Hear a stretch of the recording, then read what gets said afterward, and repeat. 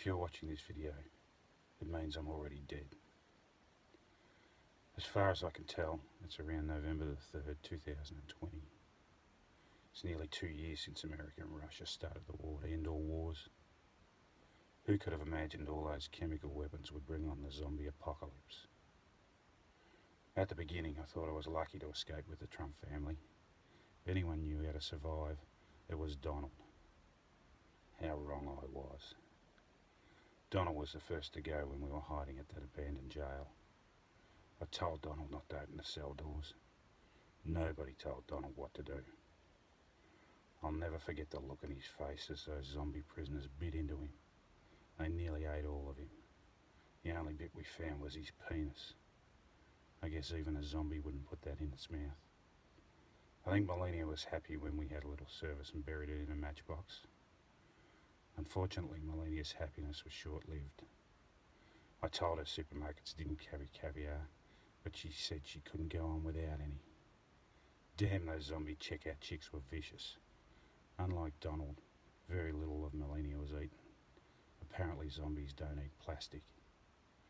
I was a little surprised that Ivanka, Eric and Donald Jr. took Melania's demise so well. Something really funny must have happened that day, because all that night they just couldn't stop giggling. For a while we thought we'd found sanctuary in an old apartment building, but a few days after arriving we heard the familiar chant of brains, brains, brains. It was interesting that the zombies never chanted brains when they were close to Ivanka. Both Ivanka and Eric went missing one night at the apartment building.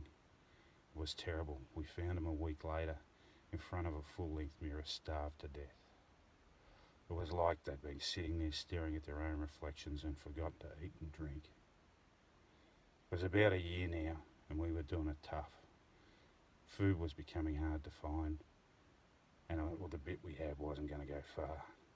One night I caught Eric stealing food set aside for the sick children and had to banish him from our group.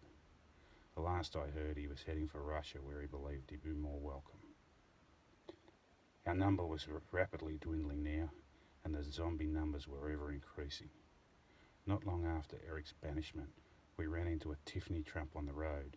She said she was Donald's daughter. When I asked Donald Jr., he said he'd never seen her before, so we left her there. Without his family around him, Donald Jr. seemed to fade into the background. I wasn't surprised one day when he just simply disappeared altogether.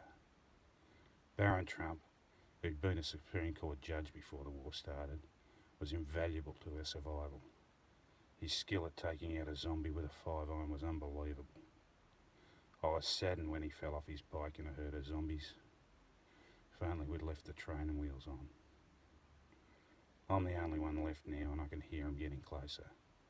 To any of my family and friends left out there, I love you and miss you. I wish you have much better luck with your choice of company than I did. Keep up the fight. This video was recorded using the Record My Eulogy app. Get yours at the Apple App Store.